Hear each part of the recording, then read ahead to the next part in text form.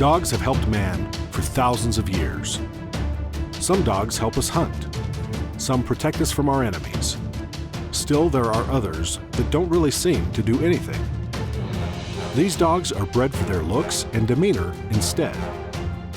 But what if we took something as non-threatening as a Shih Tzu and set it against an opponent?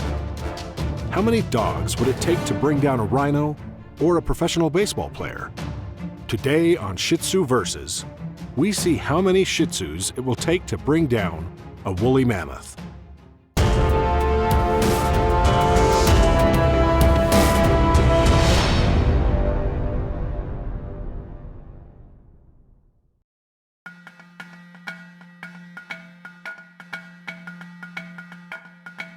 Ancient trade routes from Peru to Tibet were first used to move spices and guinea pigs. After several generations of Tibetan customs being bred into the animals, they were finally big enough to breed with the lasso apso. The subsequent creation became known as the Shih Tzu. The animal stayed in the mountains of Tibet until 1434, when a canine revolt ended in mass exile, scattering dogs all over the globe. So how many Shih Tzus would it take to take down a woolly mammoth? First, let's take a look at the Shih Tzu. Its size makes it hard to spot and track. Large numbers give the Shih Tzu an advantage in battle. Its large eyes are better to see you with. Little shedding. Its long hair is easy to grab a hold of. This is not a hunting dog and is in the bottom tier of canine intelligence. Needs daily brushing. It is extremely lazy and sleeps upwards of 18 hours per day. Woolly mammoths were first depicted by farmers who witnessed their fatter sheep mating with wild elephants.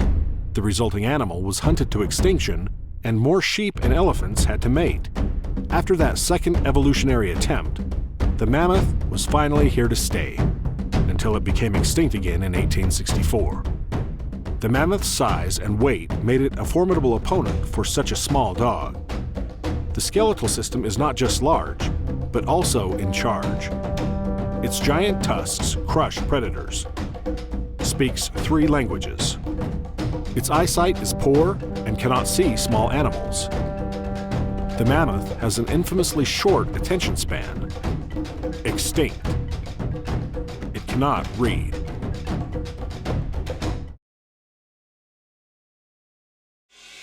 Now, for the first time, using state-of-the-art high-tech animations, we can see exactly how many Shih Tzus it would take to bring down a woolly mammoth. We've placed the mammoth in its natural environment of Eastern Europe.